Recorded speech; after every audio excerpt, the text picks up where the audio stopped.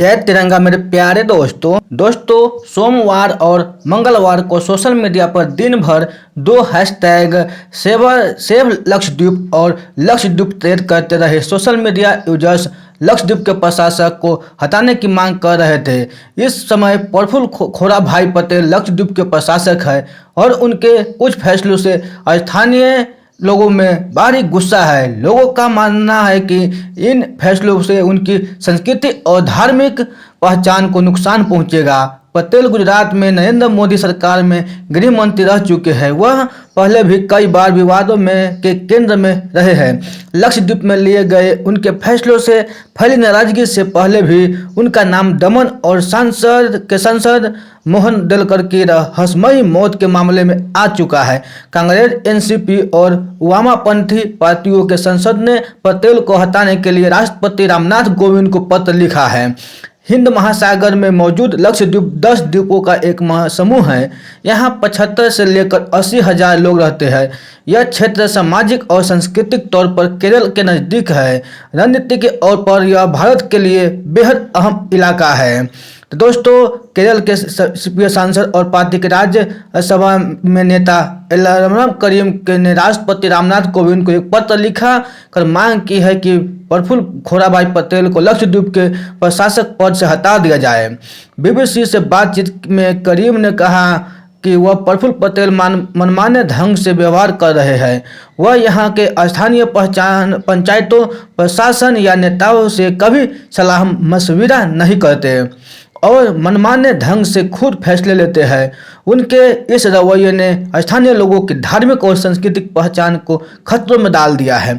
उन्होंने कहा, लक्षद्वीप में पशुओं के संरक्षण के नाम पर बीफ बैन कर दिया गया है, जबकि यहाँ की 95% से ज़्यादा आबादी मुसलमान की है। बीफ के उत्पादन, बिक्री और ढुलाई पर नियंत्रण लगा दिया गया है। करीम कहते हैं, यह बात तो समझ में आती है कि पर्यटन को बढ़ावा देने के लिए 5 सितारे होटलों और कुछ पर्यटन स्थलों पर शराब की बिक्री की इजाज़त दी जा सकती है, लेकिन अब पूरे लक्षद्वीप में शराब बेचने की इजाज़त दे दी गई है। इससे लोगों की धार्मिक भावनाएं आहत हो रही है।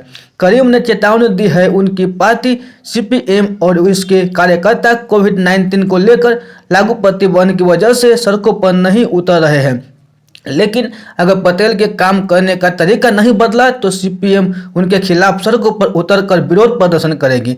दरअसल लक्षद्वीप खूबसूरत और बेशकीमती है। पटेल विकास के नाम पर यहाँ की जमीन कारपोरेट कंपनियों को सौंपना चाहते हैं। दोस्तों, केरल के कांग्रेस और वामपंथी पार्टियों के कुछ राज्यसभा और लोकसभा सांसदों ने भी राष्ट्रपति रामनाथ कोविंद को चिट्ठी लिखकर पटेल को काम करने के तरीके पर सवाल खड़े किए हैं और उन्हें हटाने की मांग की है। पटेल को दिसंबर 2020 में तत्कालीन प्रशासक दिनेश्वर शर्मा के निधन बाद लक्षद्वीप का प्रशासक बनाया गया था। पूर्व आईपीएस अफसर दिनेश्वर शर्मा ने इंटेलिजेंस ब्यूरो में राष्ट्रीय सुरक्षा सलाहकार अजित डोवल के साथ काम किया था और वह जम्मू कश्मीर मुद्दे पर मुख्य वार्ताकार भी थे। दोस्तों, पटेल ने इंडियन एक्सप्रेस से इस मुद्दे बात करते हुए कहा, मेरे प्रस्तावित प्रावधानों का लक्षद्वीप के लोगों विरोध नहीं कर रहे हैं। इसका विरोध वे लोग कर रहे हैं जिनके अपने स्वार्थ है। मुझे नहीं लगता कि इन प्रस्तावों का विरोध होना चाहिए। दोस्तों, प्रफुल्ल सर कहते हैं कि मालदीव के नज़दीक होने के बावजूद वर्षों से लक्षद्वीप में कोई विकास नहीं हुआ है, जबकि मालदीव अंतर्राष्ट्रीय पर्यटन केंद्र है। हम लक्षद्वीप को भी अंतर्राष्ट्रीय पर्यटन, नारियल, मछली और समुद्री सेवाओं का हब बनाना चाहते हैं। यह क्षेत्र लक्षद्वीप विकास प्राधिकरण बनाने के बाद ही स्मार्ट सिटी के तौर पर विकसित हो सकेगा। अगर हम इस रणनीति के क्षेत्र में असामाजिक गतिविधियों के खिलाफ कानून लाते हैं तो इसमें गलत क्या है। पटेल ने कहा कि अगर स्थानीय लोगों को और उनके प्रतिनिधियों को लगता है कि कुछ गलत हो रहा है और तो वो प्रस्तावित प्रावधानों के खिलाफ अपना विरोध दर्ज करा सकते हैं। पटेल की ओर से लाए जा रहे एक प्रावधान का मसौदा 28 अप्रैल को सार्वजनिक किया गया। पटेल जो असामाजिक गतिविधि निरोधक कानून गुंडा एक्ट लाने जा रहे हैं, उसके तहत किसी भी संदिग्ध व्यक्ति को बिना जमानत के 1 साल तक जेल में कैद रखा जा सकता है। कुछ लोगों को मानना है कि लक्षद्वीप जैसे शांतिपूर्ण इलाकों में इस तरह के कड़े कानून की कोई जरूरत नहीं है। यहाँ ऐसे भी अपराध की दर बहुत कम है। टूल किट का विरोध। बीजेपी का मानना है कि कांग्रेस और वामपंथियों की ओर से पटेल का विरोध नरेंद्र मोदी सरकार के प्रदर्शन के खिलाफ नफरत की अभिव्यक्ति है। कांग्रेस और वामपंथी पार्टियों एक होकर एक टूलकिट का कैंपेन के तहत विरोध कर रही है। इस मुद्दे पर बात करते हुए केरल बीजेपी अध्यक्ष के सुरेंद्र ने कहा, लक्षद्वीप में जो हो रहे हैं वहां के विकास के लिए हो रहा है। यहाँ के पर्यटन क्षेत्र और स्थानीय लोगों के लिए फायदेमंद साबित होगा। केंद्रीय एजेंसियों ने लक्षद्वीप में सुरक्षा हालातों को लेकर चिंता जताई है। अप्रैल 2021 में यहाँ के समुद्र तट से 3000 करोड़ रुपए की ड्रग्स एक बड़ी खेप बरामद हुई थी। केरल में पहले भी हथियार बरामद किए जा चुके हैं। ISIS से जुड़े लोगों की गिरफ्तारी हो चुकी है। यही वजह है कि यहाँ गुंडा एक्ट के कड़े प्रावधानों की जरूरत है। ये कदम यहाँ की सुरक्षा को चक चौबंद करने के लिए उठाए जा रहे हैं। प्रफुल्ल पटेल पर कोविड-19 से जुड़े नियमों को मनमाने ढंग से बदलने के आरोप लग रहे हैं। कहा जा रहा है इन कदमों की वजह से लक्षद्वीप में कोविड-19 फैल गया है। पटेल ने स्थानीय लोगों से मशविरा किए बगैर बाहर के आने वाले लोगों के लिए क्वारंटीन के अनिवार्य नियमों को हटा दिया। इसकी बजाय कहा गया कि बाहर से लक्षद्वीप आने वाले लोगों के लिए Indian council of medical research की ओर से मान्यता प्राप्त लेबोरेटरीज से हासिल नेगेटिव RT-PCR रिपोर्ट की ही पर्याप्त होगी। लक्षद्वीप में बेहतरीन हेल्थ केयर सुविधाओं के अभाव में स्थानीय लोगों को कोविड के इलाज के लिए कोझिकोड या कालीकट पर निर्भर रहना पड़ता है। इस वक्त लक्षद्वीप में कोविड-19 के 6000 केस है। सांस्कृतिक और आर्थिक तौर पर केरल और लक्षद्वीप एक दूसरे से काफ़ी निकट है। लक्षद्वीप के स्टूडेंट उच्च शिक्षा के लिए केरल जाना पसंद करते हैं। के सुरेंद्र का कहना है कि पटेल का विरोध जानबूझकर किया जा रहा है। यह कांग्रेस और वामपंथी दलों की राजनीतिक स्ट्रैटेजी है। दमन और लक्षद्वीप में समानता। पिछले दिनों तटरक्षक कानून के विभिन्न प्रावधानों के तहत लक्षद्वीप के तटीय इलाकों से एक अस्थायी निर्माण हटा दिया गया। यहाँ पर मछुआरे अपने जाल रखते थे। इसके अलावा यहाँ आंगनबाड़ी और पर्यटन विभाग से जुड़े अस्थायी कर्मचारियों को हटा दिया गया है। 2019 के लोकसभा चुनाव के बाद यहाँ लाइट हाउस और जमपुर तट के बीच की सार्वजनिक जगहों को जबरदस्ती खाली करा दिया गया था। इसके बाद यहाँ 144 धारा लागू कर दी गई और 2 स्कूलों को अस्थायी जेल में तब्दील कर दिया गया। पटेल के काम करने के तरीके से परिचित एक अधिकारी ने कहा, अभी लक्षद्वीप में जो हो रहा है वो पहले दमन में हो चुका है। पटेल का काम करने का अपना तरीका है। यह स्टीरियोटाइप नहीं है। पहले तो वह बिचौलियों और सरकार के काम में टांग अड़ाने वाले को हटा देते हैं। इससे लोगों में असंतोष फैल जाता है। इसके बाद समझबूझ का दौर चलता है और फिर बातचीत शुरू होती है। इसके बाद विकास का रास्ता साफ हो जाता है।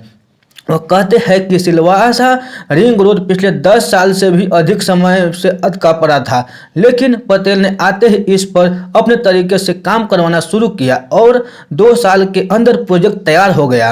अगर उन्होंने यह काम हाथ में नहीं लिया होता, प्रोजेक्ट को पूरा होने और 10 से 15 साल लग जाते। पहले केंद्र शासित प्रदेशों के लिए भारतीय प्रशासनिक सेवाओं के अफसर प्रशासक नियुक्त किए जाते थे, लेकिन प्रधानमंत्री नरेंद्र मोदी ने इस परंपरा को छोड़कर पटेल को नियुक्त किया। इन्होंने विक्रम देवदत्त के बाद पदभार ग्रहण किया, जो AGMUT अरुणाचल प्रदेश, गोवा, मिजोरम और केंद्र शासित प्रदेश कैडर के थे और 2016 में यहाँ का प्रशासक देख रहे थे। उस अधिकारी ने कहा, अमूमन प्रशासनिक अधिकारी पद पर बैठते ही अपनी नौकरी बनाए रखने के लिए चिंतित हो जाता है, लिहाज वह नेताओं की लंदाजी बर्दाश्त करने लगता है। पटेल के सिर पर ऊपर वालों का हाथ है, लिहाजा वह इन चीज़ों की परवाह नहीं करते। अगर अफसर ने कुछ गलत नहीं किया है तो पटेल उसका पूरा समर्थन और बचाव करते हैं। यह उनके व्यक्तित्व का एक सकारात्मक पहलू है। जनवरी 2020 में केंद्र शासित प्रदेश दमन और दीव को मिला दिया गया। इसके बाद पटेल को इसका पहला प्रशासक बनाया गया। कड़वा चेहरा, कठोर आचरण।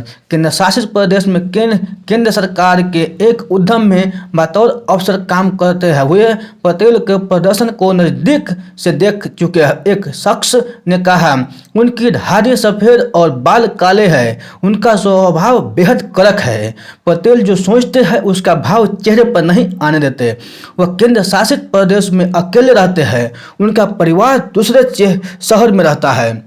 वह कहते हैं वे बेहद सख्त स्वभाव के व्यक्ति हैं। कभी उनका हाव भाव बड़ा कठोर हो जाता है। यह उनके व्यक्तित्व का सकारात्मक पहलू भी और नकारात्मक भी है। केंद्र सरकार की ओर से दमन और दादरा नगर हवेली में बिजली वितरण व्यवस्था के निजीकरण की घोषणा से पहले सारे इंतजाम पटेल ने करवाए थे। इससे अंदरूनी विवाद पैदा हुआ और पटेल पर दबाव भी बढ़ा। मोदी के करीबी 2007 के विधानसभा में प्रफुल्ल पटेल ने कांग्रेस के कद्दावर नेता सीके पटेल को हराया था। पटेल ने पर नरेंद्र मोदी के भरोसे को इसी बात से समझा जा सकता है जब अमित शाह को गुजरात में एक पुलिस मुठभेड़ के मामले में राज्य से बाहर रहने को कहा गया तो उनके बदले पटेल को ही गृह मंत्री बनाया गया। वह 2010 से 2012 तक गुजरात के गृह मंत्री रहे। वे पहली बार विधायक बने थे, इसके बावजूद उन्हें इतनी बड़ी जिम्मेदारी दी गई थी। 2012 में वह विधानसभा चुनाव हार गए। इसके बाद वह राजनीति में खास सक्रिय नहीं थे। हालांकि वह अपने काम करने के नियमों और काम रखने की शैली की वजह से मोदी को प्रभावित करते रहे। उत्तर गुजरात में 2 दशकों से सक्रिय रहे एक बीजेपी नेता के मुताबिक प्रफुल्ल पटेल के पिता खोरा राष्ट्रीय स्वयंसेवक संघ में सक्रिय थे। मोदी की खोरा भाई से गांधी दोस्ती थी। वे बताते हैं पटेल ने सिविल इंजीनियरिंग में डिप्लोमा किया है और पहले सरकारी सड़कों का ठेका लिया करते थे और बीजेपी की अस्थायी इकाई में सक्रिय थे। पार्टी में संगठन स्तर पर काम के आधार पर उन्हें 2007 के विधानसभा चुनाव के लिए टिकट दिया गया, जबकि 2012 में उन्हें उनके प्रशासनिक प्रदर्शन के आधार पर टिकट मिला। वह हिम्मतनगर से 5 साल से बाहर है, लेकिन अपने पटीदार समुदाय के प्रतिनिधियों से लगातार संपर्क में हैं। उनका कहना है वह बीजेपी के स्थानीय नेताओं के लगातार संपर्क में रहते हैं। पटेल की माली हालत देख बेहद अच्छी है। वह दूसरे मामले में नहीं पड़ते। अपने नज़दीकी लोगों की ज़रूरत पड़ने पर वह मदद करते रहते हैं। पटेल दफ्तर में बैठकर काम नहीं करते, वह फील्ड में ज़्यादा सक्रिय रहते हैं। वही यह उनकी खासियत है। वे कहते हैं पटेल बहुत कड़वा बोलते हैं और यह उनके व्यक्तित्व का नकारात्मक पहलू है। दरअसल प्रफुल्ल वास्तव में एक ताकतवर पटेल है। वो राजनीतिक के छुपे रुस्तम है। वह भविष्य में गुजरात या केंद्र की राजनीतिक में बड़ी भूमिका अदा करेंगे। दोस्तों, संसद सुसाइड केस। दमन और निर्दलीय सांसद मोहन देलकर ने मुंबई के एक होटल में आत्महत्या कर ली थी। मौत से पहले उन्होंने गुजराती में 15 पेज का एक सुसाइड नोट लिखा था। उसमें कुछ प्रशासनिक और पुलिस अफसरों के साथ बीजेपी नेताओं के नाम लिए गए थे। देलकर के बेटे अभिनव ने इसके बाद दादरा और नगर हवेली और दमन दीव के प्रशासक प्रफुल्ल खोराभाई पटेल और 8 अन्य लोगों के खिलाफ मुंबई पुलिस में शिकायत दर्ज करवाई थी। अभिनव ने आरोप लगाया था कि प्रफुल्ल पटेल उनके पिता से 25 करोड़ रुपए मांगे थे। पैसे नहीं देने पर पटेल ने उनके खिलाफ असामाजिक गतिविधियां निरोधक कानून के तहत केस दर्ज कराने की धमकी दी थी। महाराष्ट्र की उद्धव ठाकरे सरकार ने इस केस को स्पेशल इन्वेस्टिगेशन टीम को सौंपा था। मुंबई के पूर्व पुलिस कमिश्नर परमवीर सिंह ने पहले आरोप लगाया था कि उन पर मोहन देलकर केस में प्रफुल्ल पटेल को फंसाने का दबाव डाला गया था। IAS अफसर से जुड़ा विवाद। प्रशासक रहने के दौरान प्रफुल्ल पटेल ने मई 2019 में लोकसभा चुनाव के दौरान तत्कालीन कलेक्टर कन्नन गोपीनाथ के खिलाफ नोटिस जारी किया था। गोपीनाथ को एक कारण बताओ नोटिस जारी कर पूछा गया था कि वह अपने वरिष्ठों के आदेशों की अवहेलना क्यों कर रहे थे। नोटिस कलेक्टर के तौर पर गोपीनाथ के काम पर जारी नहीं किया गया था, लेकिन उनके अधिकतर क्षेत्र में आने वाले दूसरे विभाग में किए गए उनके काम को लेकर जारी हुआ था। इसके बाद गोपीनाथ ने केंद्र शासित प्रदेश के मुख्य चुनाव आयुक्त के पास शिकायत दर्ज कराई थी, क्योंकि उस समय चुनाव आचार संहिता लागू थी। रिपोर्ट के मुताबिक मुख्य चुनाव आयुक्त ने यह मामला चुनाव आयोग को सौंप दिया। आयोग ने पटेल को नोटिस वापस लेने को कहा था। लक्षद्वीप पर हाल के विवाद के बाद गोपीनाथ ने अपने ट्विटर हैंडल से ट्वीट करते हुए लिखा, प्रिय प्रधानमंत्री नरेंद्र मोदी जी, अपने पहले दादरा नगर हवेली में प्रफुल्ल पटेल को प्रशासक बनाकर वहां के लोगों को प्रताड़ित किया है। यहाँ तक कि इससे एक सांसद की खुदकुशी भी हुई है। अब लक्षद्वीप उनकी सनक को झेल रहा है। गुजरात बीजेपी के अंदरूनी झगड़े और उन्हें पार्टी के अंदर बनाए रखने की मजबूरी का मतलब यह नहीं है कि यह नागरिकों के लिए प्रताड़ना बन जाए। गोपीनाथ ने 2019 में जम्मू कश्मीर का विशेष दर्जा खत्म करने के फैसले के खिलाफ इस्तीफा दे दिया था, लेकिन उनका इस्तीफा स्वीकार नहीं हुआ, बल्कि उन्हें दफ्तर से गैर हाजिर रहने के लिए नोटिस जारी किया गया। हालांकि गोपीनाथ ने स्पष्ट कर दिया है कि वह अब सर्विस ज्वाइन नहीं करेंगे। इस वक्त वह सामाजिक क्षेत्र से जुड़े कर काम कर रहे हैं। बीबीसी से उन्हें कहा है, मैंने इस मुद्दे पर जो कहना था वह ट्वीट पर कह दिया है, मैं अब इससे कुछ भी जुड़ना नहीं चाहता हूं। तो दोस्तों, अगर ये अच्छा लगे तो अपने दोस्तों के साथ जरूर शेयर कीजिएगा। फिर मिलते हैं अगले बायोग्राफी में। तब तक आप खुश रहिए, सुरक्षित रहिए और अपनी सेहत को अच्छी तरह से ध्यान रखिए। धन्यवाद।